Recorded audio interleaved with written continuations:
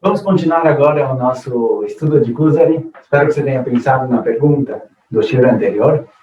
Quando Kuzari perguntou para o Haber, olha, me diz quem é o Hassid? Quem é aquela pessoa que chegou assim num nível muito alto no judaísmo?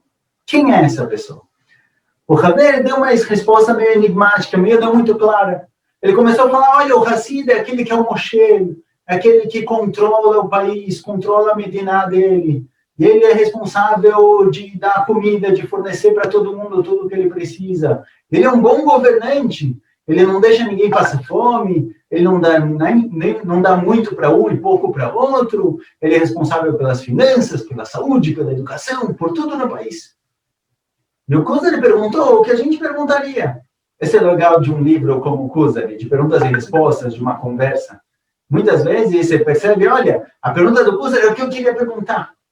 E o Kuzari justo pergunta e fala, olha, acho que você não me ouviu direito. Eu quero saber quem é o Hassid, não quero saber quem é o governante. Governante eu sei, eu sou o rei.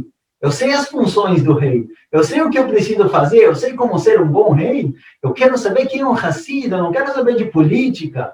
Eu não quero saber de alguém muito sociável. Eu quero saber quem é a pessoa que é o Hassid, aquele que ele está ligado com a Kadosh Baruch Hu, ligado com Hashem. Então, por favor, me responde direito. Acho que você não ouviu muito bem minha pergunta. Não quero saber do Moshe. Não quero saber do governante. Quem é o Hassid? E o Haber responde o seguinte, olha, a minha resposta foi a resposta para a sua pergunta. Eu ouvi muito bem o que você perguntou e eu respondi exatamente a resposta correta, o que você quer ouvir. Deixa eu te explicar. Eu usei o Moshe, o governante, como uma analogia. Não estou falando realmente do governante. O governante me ajudou a te explicar quem é o Hassid. E quem é ele? Para entender que a vida dele quer falar para a gente aqui, no Kuzari, vamos puxar um pouquinho do Rambam. O Rambam em Shmona Prakim é um dos livros do Rambam em que ele fala como é formada a Nefesh do ser humano. Como é formada a personalidade, as vontades, as decisões do ser humano. Quem estiver acompanhando o shiurim de Shmona Prakim, a gente tem lá o primeiro Perek, bem extenso, tem uns 8 shiurim, é realmente muito longo, mas vamos tentar fazer aqui um pequeno resumo de 5 minutinhos, só para colocar a gente no assunto. O Rambam fala para a gente o seguinte lá no livro. O Rambam fala que toda decisão do ser humano é baseada em 5 pontos. Tem 5 motivadores dentro da Nefesh. A Nefesh do homem, a alma não a alma espiritual, aquela que a gente fala às vezes, a alma mais é prática, certo? A personalidade, o espírito da pessoa. Ele é formado de 5 partes. E essas 5 partes são, na verdade, 5 motivadores que levam a pessoa a tomar decisões. As escolhas do ser humano, os caminhos que ele decide seguir, são baseados nessas 5 partes. Quais são essas 5? Então, fala para o Rambam a gente o seguinte. A primeira delas é chamada no Rambam de Koach Hazan, a parte fisiológica da pessoa. Seria, nas nossas palavras, o nosso assunto, o instinto básico com o qual o ser humano nasce. Instinto de sobrevivência, todos os tipos de instinto que levam a pessoa a tomar decisões. Muitas vezes a gente não sabe para onde ir, que caminho seguir, que decisão tomar, a gente segue o instinto. Alguma coisa me diz que é pela direita e não pela esquerda. Ótimo, instinto. O segundo, fala o Rambam, são os 5 sentidos. Muitas decisões do ser humano são baseadas nos 5 sentidos dele. Às vezes tem uma comida que eu gosto muito. Eu escolho comer justamente ela por causa do meu paladar. Eu adoro um tipo de música específico, rock ou qualquer outro tipo. A minha audição me fala, olha, para que show eu vou? De acordo com o que eu gosto de ouvir. De acordo com o que eu gosto de ver. Os 5 sentidos me motivam a tomar decisões específicas. Terceira etapa, fala o Rambam, a imaginação. Às vezes, a minha imaginação, a minha ambição, os lugares onde eu almejo chegar, me levam a tomar decisões. Quando eu vou escolher a faculdade, onde eu vou estudar, o que eu vou fazer da vida, nem sempre eu faço um raciocínio lógico, um planejamento, olha, vamos fazer uma pesquisa de mercado, o que está precisando, onde eu vou ganhar mais dinheiro. Não, eu me vejo como um grande administrador, eu me vejo como um super engenheiro construindo prédios. Eu vou seguir isso, eu vou pegar essa profissão. Sem pensar muito, sem calcular, sem racionalizar, por imaginação. O quarto, fala o Rambam, sentimentos. Obviamente, os sentimentos levam a pessoa a tomar decisões. Eu gosto muito daquilo, eu vou fazer. Eu tenho medo de determinada coisa. Filmes de terror, para mim, são assustadores. Não vou assistir. O medo, o temor, o amor, o carinho, todos esses sentimentos levam a pessoa a tomar decisões. Às vezes eu faço alguma coisa por orgulho, ou às vezes eu tenho humildade para pedir desculpas. O que eu vou fazer ou não fazer, muitas vezes depende do meu sentimento, como eu sinto com relação a alguma pessoa. Eu vou falar direito com alguém, porque eu sei respeitar os outros. Ou talvez não, eu vou ignorar alguém, porque eu não tenho muito respeito pelas pessoas. Os sentimentos, o que eu sinto, as minhas virtudes, minhas qualidades, muitas vezes tomam as decisões por mim, digamos assim.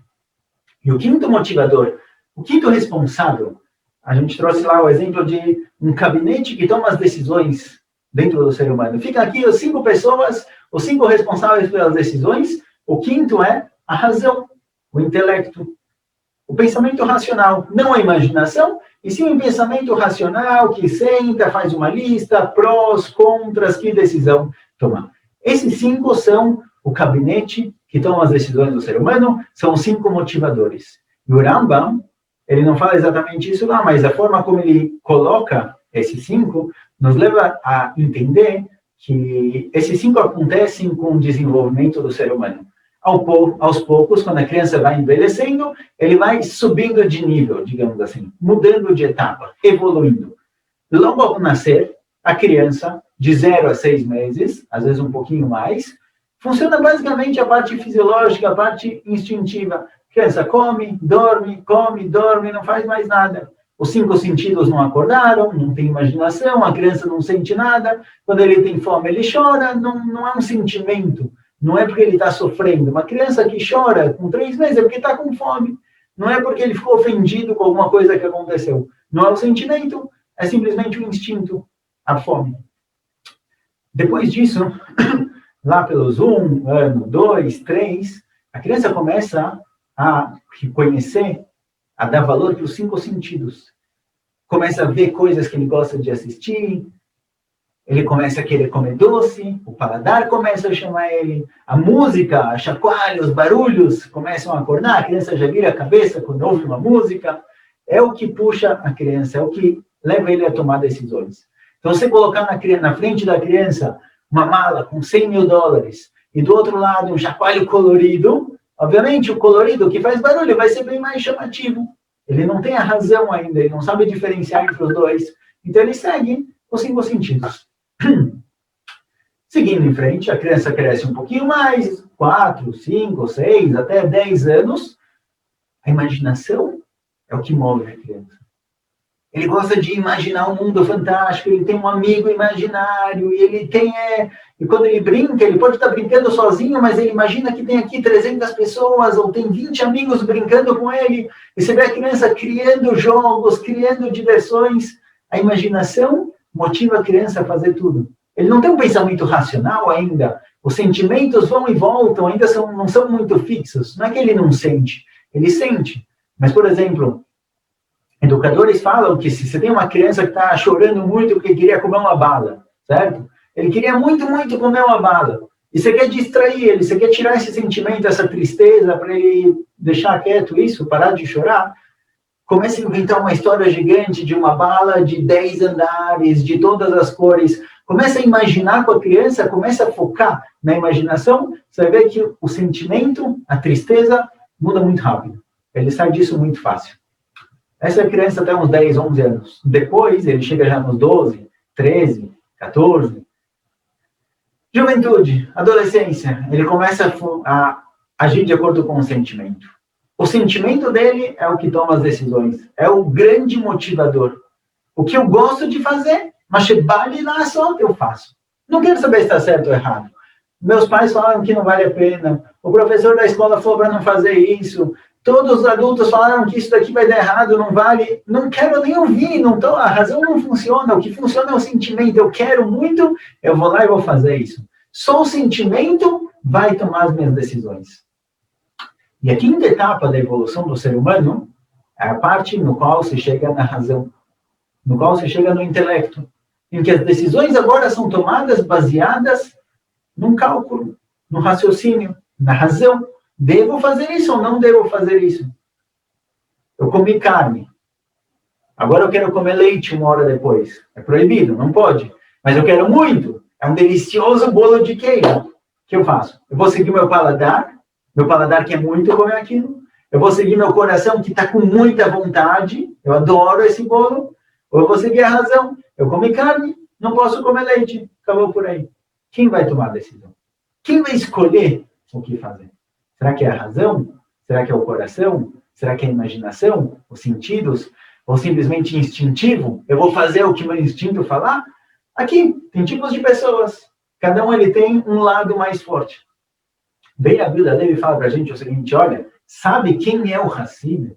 Sabe quem é aquele que pode ser considerado Hassid? O Hassid é o Moshe. O Hassid é aquele que tem total controle sobre todas as partes do corpo. O Hassid é aquele que coloca a razão acima de tudo. Não é um robô. Ele sente as coisas, ele se conecta com as coisas, ele gosta das coisas, ele tem proveito do lamazé, ele come, ele bebe, ele se diverte, ele tem prazer.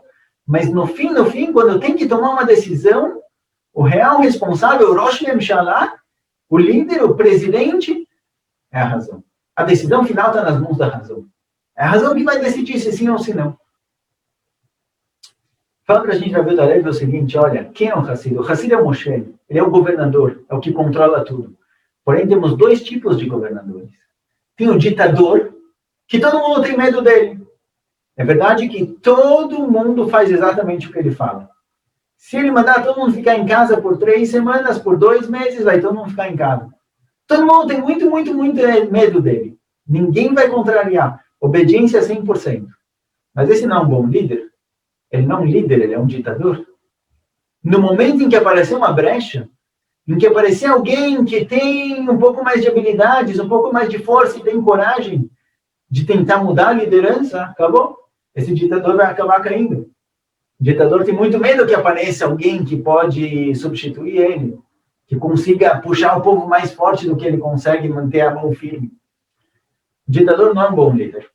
O bom líder, fala para a gente o Haver, é o verdadeiro Moshe, é o verdadeiro governante. É aquele que dá para cada cidadão, para cada súdito o que ele precisa. As pessoas precisam de educação, tem educação. Ninguém passa fome. Todo mundo tem oportunidade de trabalho e de desenvolvimento. O governador é aquele que sabe dar para todos os moradores do seu país o que eles precisam. O Hassid é aquele em que a razão, o governante, sabe dar para cada parte do corpo o que ele precisa. O Hassid é aquele que não vai falar para o paladar, olha, sinto muito, eu sei que você gosta de comer isso, mas não vai comer. De jeito nenhum, nunca. Se comer, apanha. Não. O Hassid é aquele que sabe dar para o paladar, experimentar e ter proveito quando é permitido. O Hassid é aquele que sabe dar lazer para os ouvidos. Ouvir uma música gostosa, uma música boa. Obviamente não qualquer música. Tem que ser uma música que fala de assuntos bons, assuntos certos. A razão vai decidir qual, mas ele vai dar liberdade para o ouvido ouvir a música. Ele vai dar liberdade para a imaginação imaginar e sonhar com limite. Ele vai dar liberdade para o sentimento de amor, de carinho, mesmo o sentimento de raiva e de ódio. Ele sabe que tem situações, tem momentos em que a raiva ela tem que aparecer. Ele sabe dar para cada um dos seus súditos, para cada parte do corpo, para cada necessidade humana, o que ele precisa. Ele não é um controlador que não está nem aí com ninguém e abafa qualquer sentimento negativo e bloqueia qualquer pensamento, qualquer imaginação proibida e que não pode, e que não faz sentido, e que não é necessária. Não. O Hassid, ele tem proveito do lamazé, ele aproveita, ele tem lazer, ele tem prazer de tudo. Mas tudo no seu limite. Tudo na medida certa. Com a medida correta. Ele tem controle total sobre tudo. Por isso, na hora que chegar o momento em que ele tiver que tomar uma decisão que é um pouco contrária aos sentimentos, é um pouco contrária ao paladar, vai ser como aquele bom governante que todos os seus súditos estão dispostos a fazer o que ele pedir. Estão dispostos a ir para a guerra, mesmo que é perigoso. Estão dispostos a fazer o que o presidente deles pede. Assim também o ser humano, assim também é o Hassid. O Hassid é aquele que alcançou um nível em que a razão, ela controla o corpo inteiro, e o corpo inteiro se sente à vontade com a razão. Não tem medo. Sabe que o que a razão decidir é algo que vai ser bom para ele. A Hassidut não é algo simples. A Hassidut é algo extremamente complicado. O Rambam, em Shmona Prakim, ele começa a ensinar como chegar nesse nível, como a pessoa alcançar esse lugar. Mas tem um outro livro muito famoso que fala sobre isso também, que é o Mesilat Yesharim. O Mesilat Yesharim, do Ramchal, ele conta exatamente quais são os passos para a pessoa chegar na Hassidut. Como a pessoa pode alcançar a ser Hassid.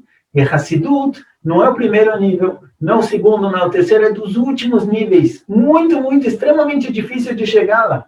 Extremamente difícil de alcançar essa amidade de Hassidut. Esse é o ideal.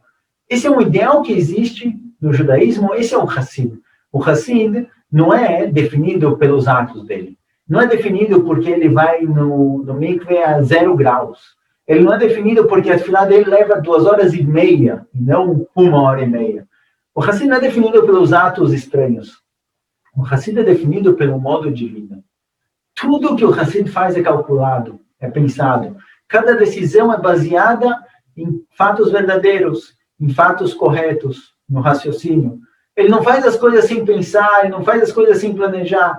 Tudo que ele faz tem sentido, tudo que ele faz é uma decisão que ele pensou, refletiu sobre isso e decidiu. É um modo de vida extremamente difícil de alcançar. Ainda mais nesse sentido em que o corpo também apoia as decisões, isso daqui é extremamente complicado. Mas de qualquer jeito, o Haber fala para a gente, esse daqui é o verdadeiro Hassid. Ele é o bom governante, não é um ditador que abafa, que ignora tudo. É um governante que dá espaço para todos os seus súditos, para todas as necessidades do ser humano, mas no fim do fim, a decisão final é dele.